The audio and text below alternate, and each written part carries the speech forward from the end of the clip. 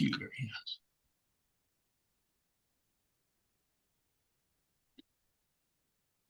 Welcome, everybody. This is John Simonson, Wild Rivers Trout Unlimited chapter.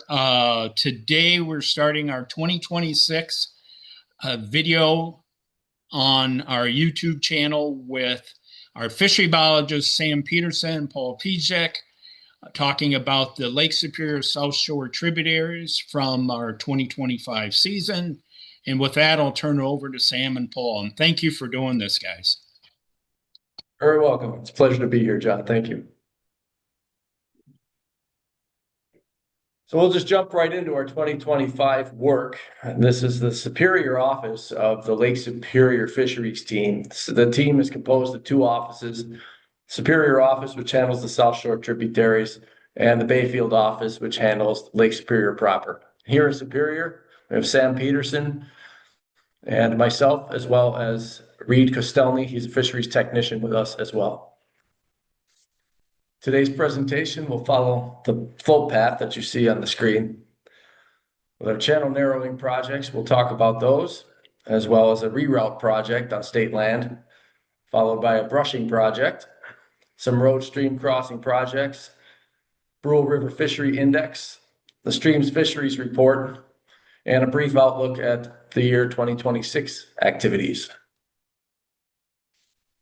The channel narrowing projects basically came out of ideas and observations over the years of very sandy sections of the South Shore tributaries where the habitat's very homogeneous in terms of the substrate. And you can see the three pictures below, which have a lot of sand in these little segments. And these are short, 130, 150 foot segments that we were looking at how to improve on the complexity of these channels.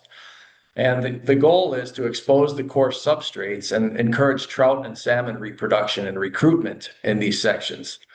Second, the objectives specifically were to increase the water velocity, which would actually carry the sediment through the reach, and encourage sediment deposition outside of the channel rather than depositing it inside.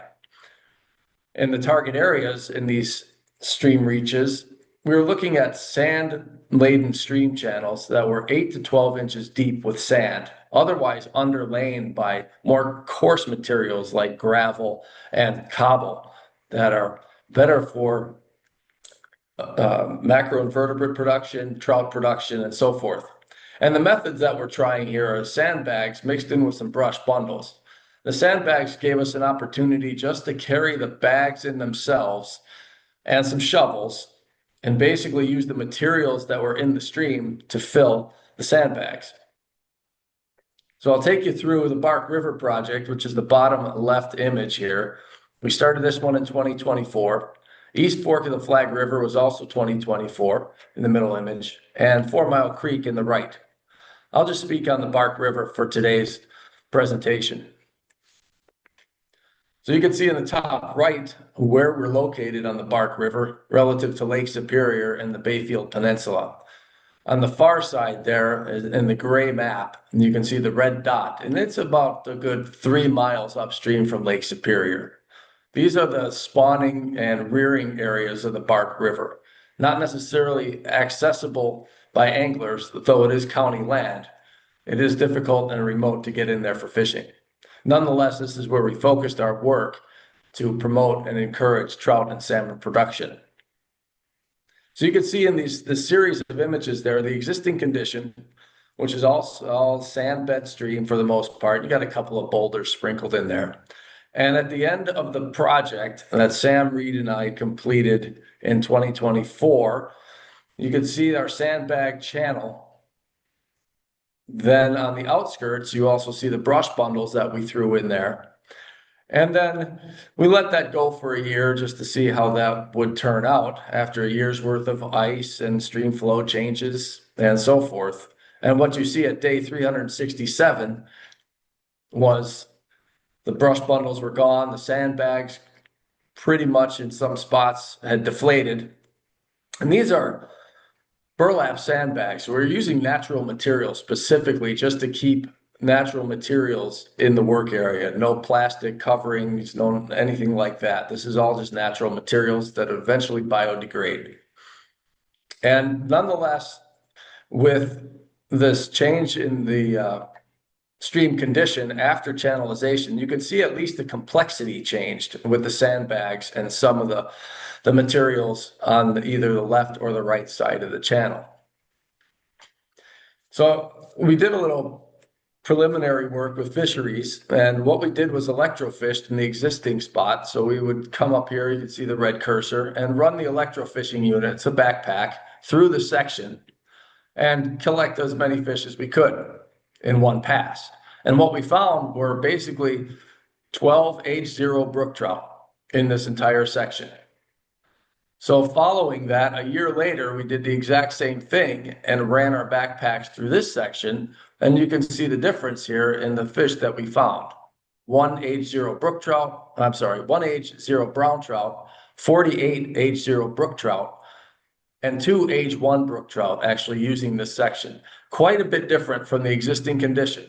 Even though we didn't necessarily get our nice channelized stream channel here with exposed material, it did increase the complexity, and we did find more usage of our H0 fish.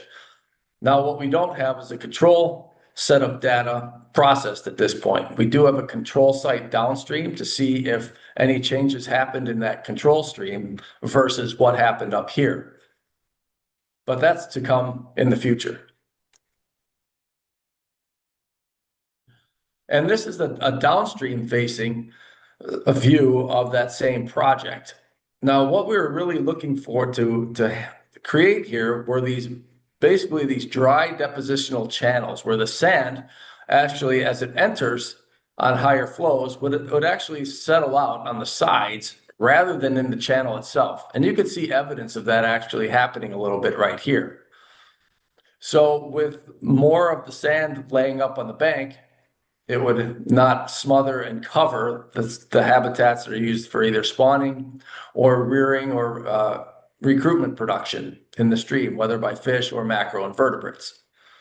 So we did see some nice success here in terms of what we were hoping for an objective of really channelizing that flow and scouring this section. However, in the downstream end with the blowouts, we lost the water velocity increases because of the sandbags deflating. So what we're going to do is try this a little bit more and see what else we can do to bolster the sand deposition in the area there on the outside of the scoured channel. Now, one of the main features here that we found, in addition to the sandbags, were these 3 boulders here that really provide some nice ballast, if you will, against the stream flows to route those flows this way. And that really helped secure this upstream section from extreme velocities and scour. So these are 3 pilot projects. They haven't been tried before. These are just things that we're experimenting with to improve on the trout habitats that we have out there already. A quick look at the projects themselves. We have a couple of indicators here and targets. One of them was the cost. It's about $1,200 for us 3 staffers to do this over the course of 2 or 3 days. So it was pretty good. It was relatively inexpensive. And these are carry-in only sites. So we're looking at about a mile to get back into these sites, mostly on foot. The sandbag longevity we found was poor. The initial intent was that it would last 3 to 5 years. We did not see that in this project or in these sets of projects.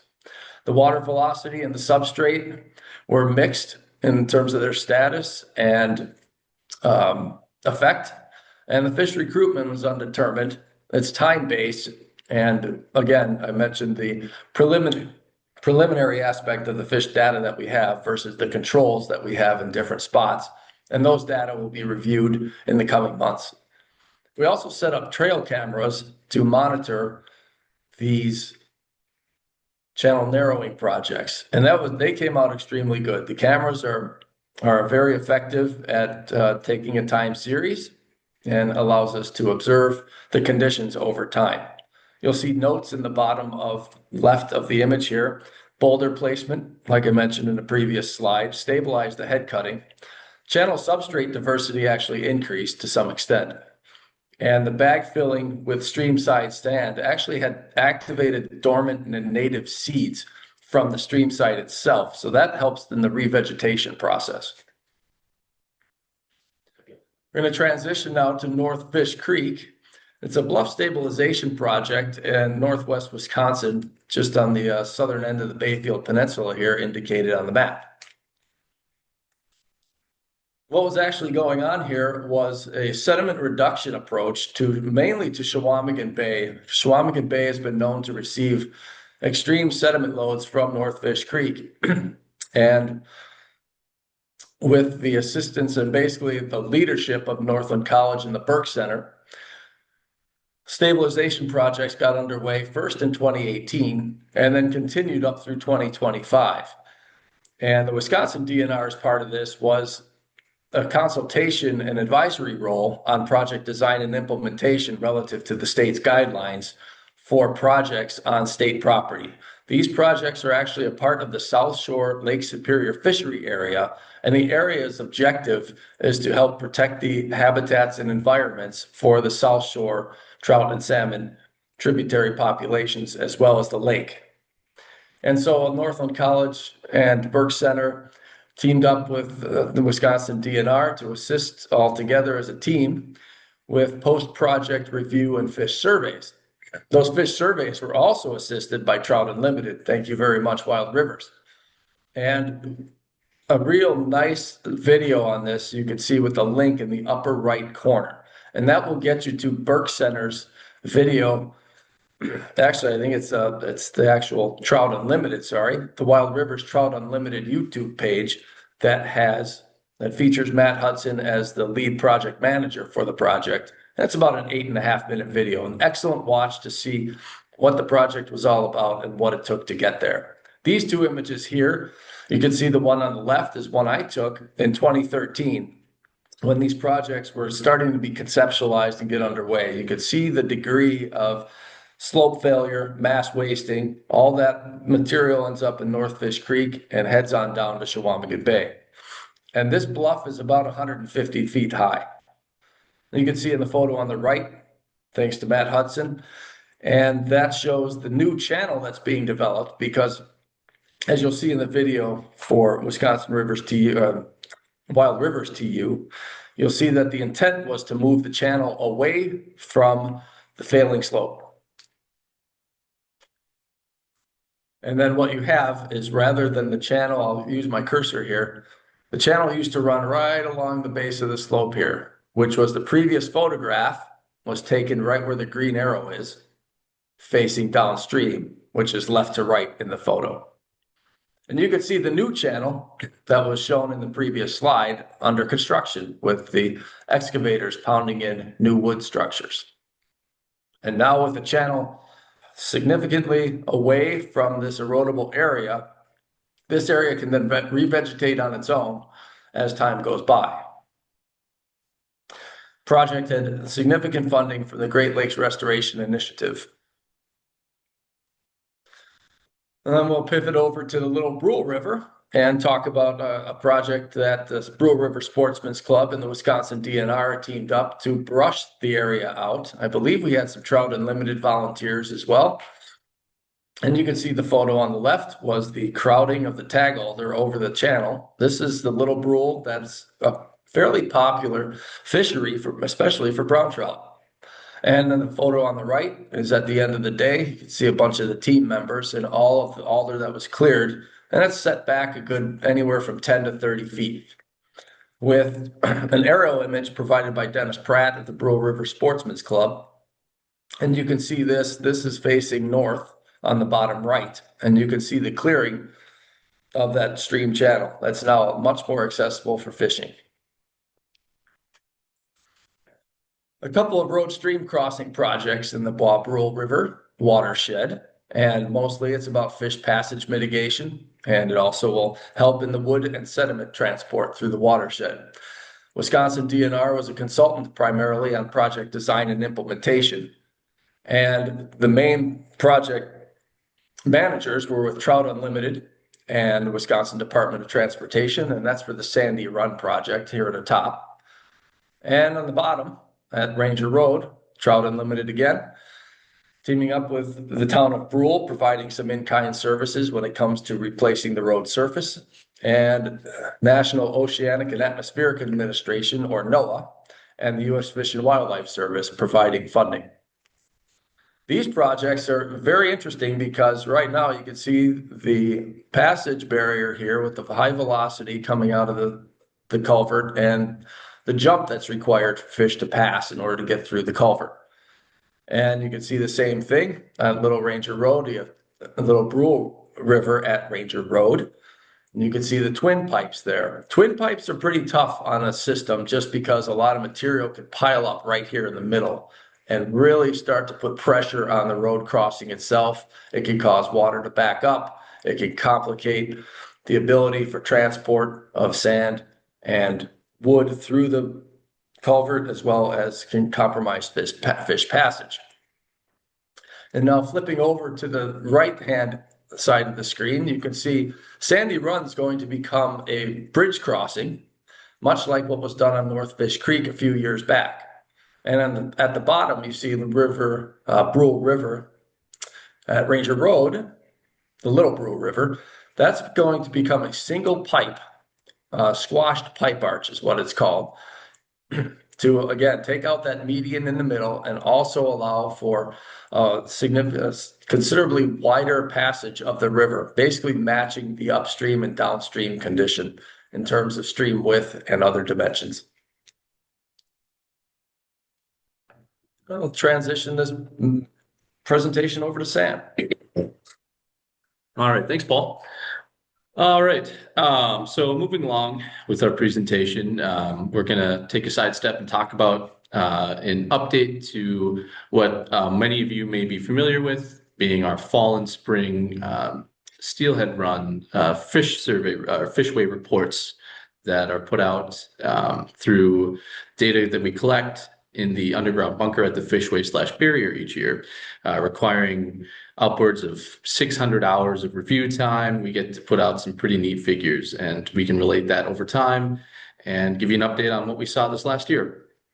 So starting with Steelhead, you'll notice on the bottom right of this figure, highlighted in orange and yellow, the total counts from this last year was just under 5,000 fish. And, when you look at this time series, you initially, consider that might be on the lower end, comparative to other years. However, this is a completely naturally reproducing stock of Steelhead, and,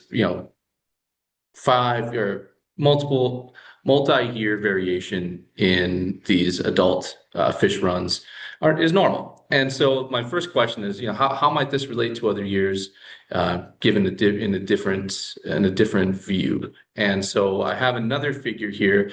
You can kind of ignore a lot of the noise in this and just focus on the dark highlighted circle for the year 2024, this last year. And what might initially appear as a really low year, comparative to the rest of the time series, is actually within our interquartile range, which is that dark gray box.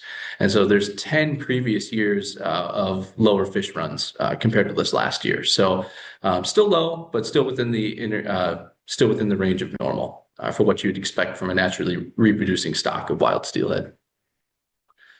So to give you guys a little more insight on what we found from this last fall's fishway run, so keep a lookout for the online report coming soon.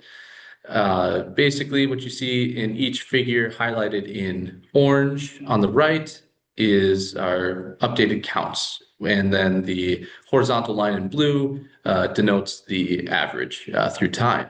So brown trout on the very top image, a little bit of an uptick from previous years and just below average. Coho in the middle figure there, not much change from last year, but still within the realm of average.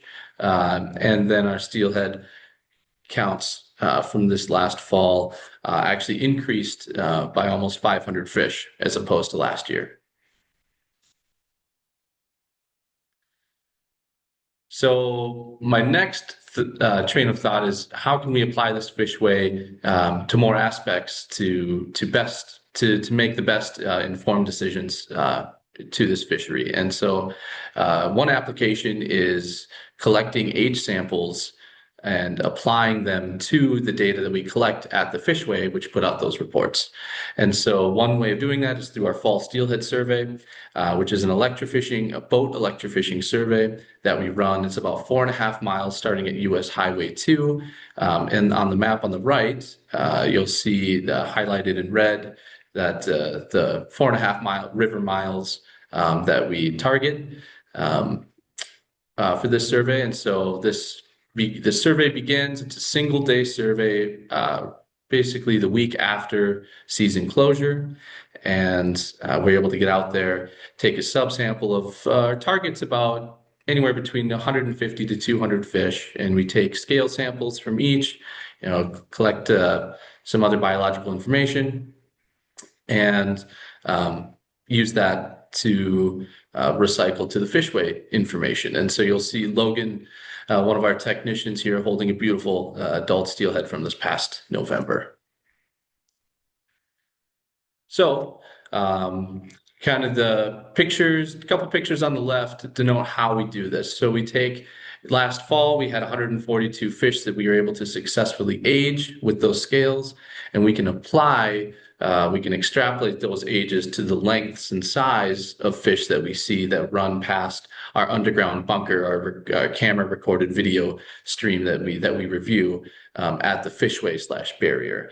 And what that gives us, one example that we can use this for, is to give us a predicted model of size at age, which is called the von Bertalanffy growth model. So the blue horizontal line is that minimum length regulation on the Brule.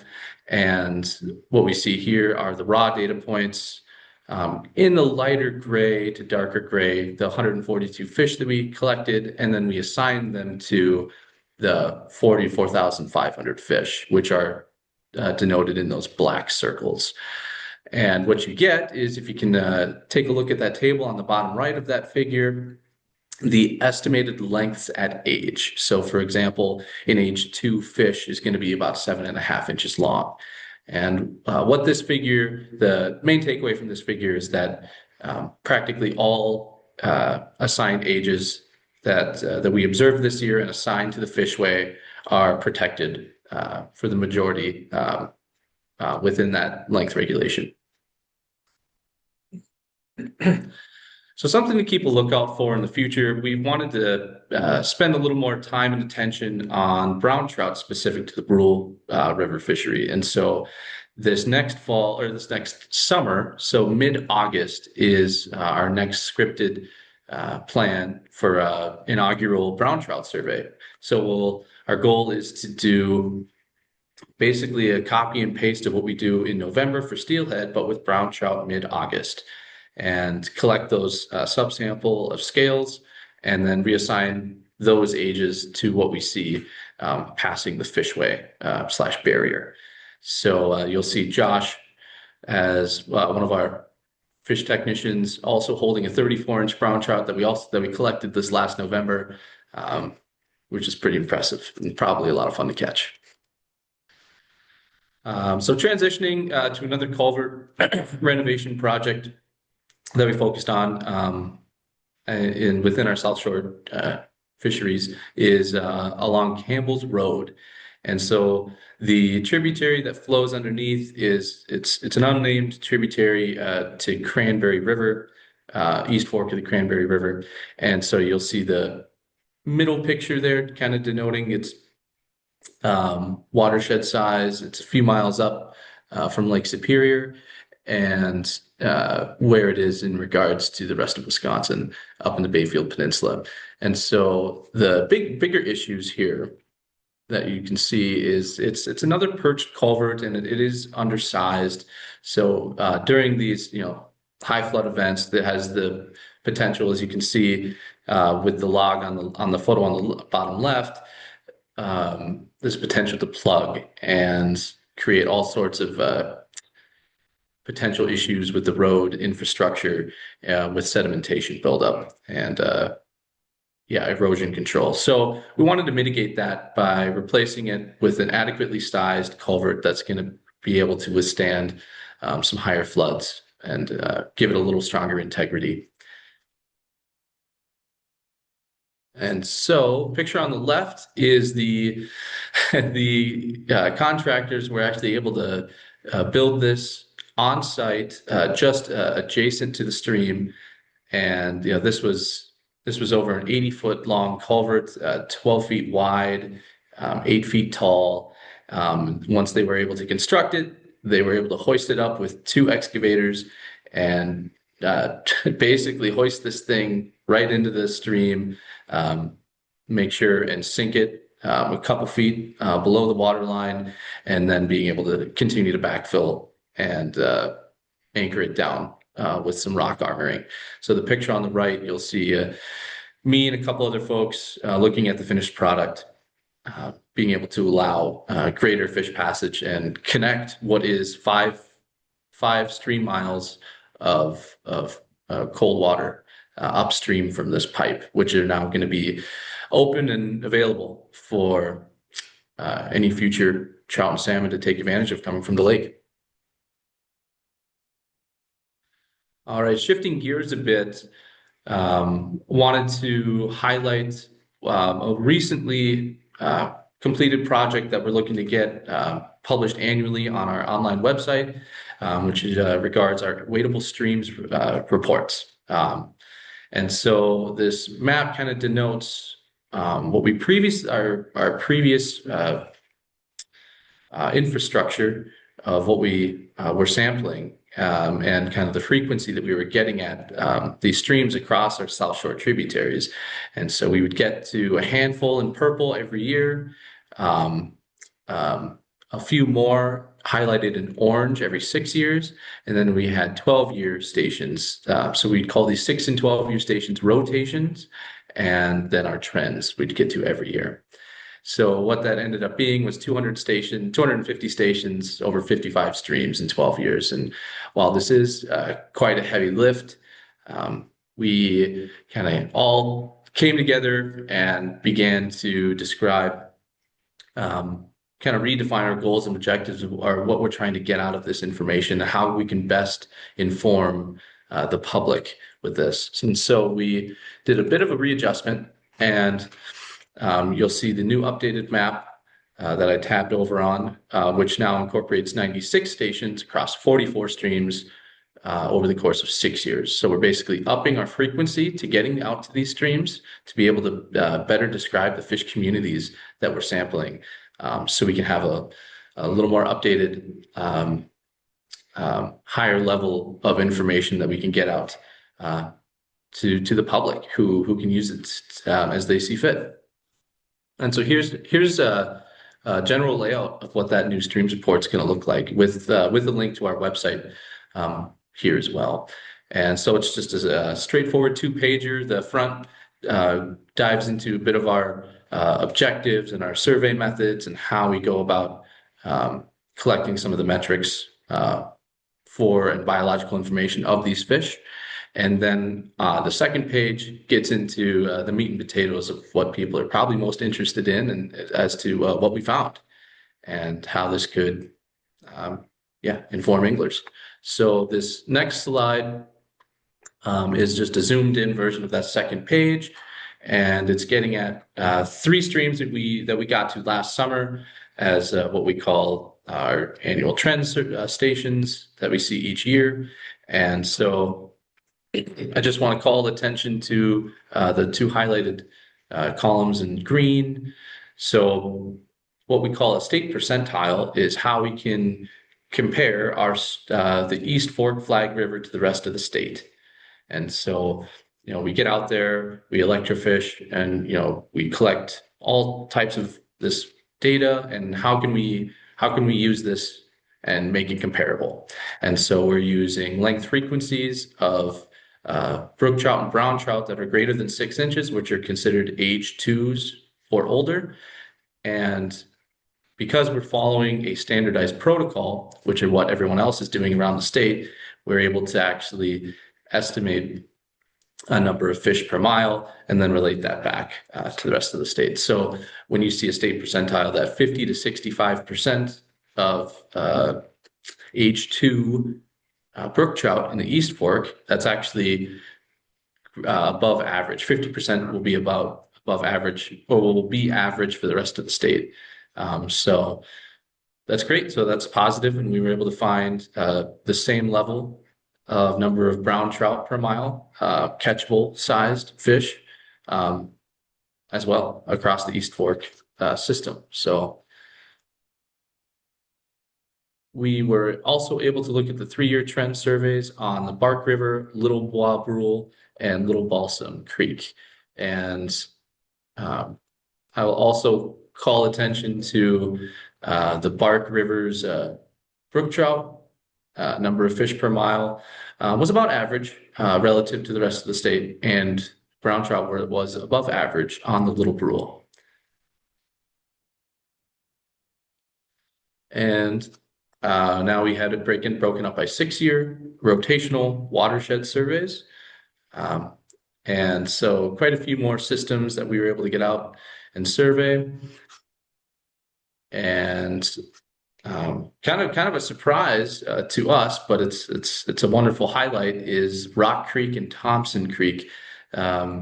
Especially Rock Creek had an extremely high number of fish per mile regarding brook trout for H2s, and Thompson Creek even higher. So certainly a healthy system the last time we were there. And so you'll probably notice we weren't able to assign state percentile for rainbow trout. That's still in the works down in Madison, and they're looking to get that out soon. So we'll be able to compare all 3 species of trout to the rest of the state. And I'd just like to call attention to the red and raspberry systems. The multiple stations that we were able to get out to, we were not able to find trout at this time, this last summer. And what this means for us is we are able to get back out there in another 6 years. And if we are still able, if we're not able to find some more trout, then we'll consider those streams for declassification of our trout stream classifications. All right. So a bit of an outlook for what you can expect from us for this next summer. We have plenty of work going on in the St. Louis regarding muskies, walleye, and panfish. However, we're still going to want to be able to go back and reassess the previous work with our channel narrowing projects at all 3 locations, and being able to pull some of that trail cam footage and see if there were any large rain events or snowmelt events and how those impacted our locations. We're also going to dive into some angler access work, trying to do some brush clearing and making those fishery areas better available to anglers. And something else that we're beginning to get into some more talks and implementing this spring is a miniature version of a South Shore Creel survey. And this is mainly going to be trail cam, tree mounted trail cam based, doing a car count to get our pressures. And we will have questionnaires, voluntary questionnaires available in these boxes that are going to be mounted at each parking lot. So keep a lookout for those. And if you're out there fishing our South Shore trips, we'd much appreciate some voluntary interviews to help inform how we manage these systems. Otherwise, we're going to be continuing our stream surveys, annual 3-year and 6-year surveys. So I don't have a full comprehensive list of those during this presentation, but feel free to reach out. We can help you, inform you on that. And then, of course, we'll be doing beginning that Brule Summer Brown Trout survey and continuing our Brule Fall Steelhead surveys. And with that, I'd just like to say thank you for your time, and feel free to reach out to us with any questions you have on this presentation or others. Sam and Paul, thank you. That was awesome. I really appreciate taking the time to let us all know 2025 and what to expect in 2026. And if there's anything Wild Rivers Trout Unlimited members can help volunteer on any of your projects coming up, we'd be glad to help you with those projects. Again, thank you for your time.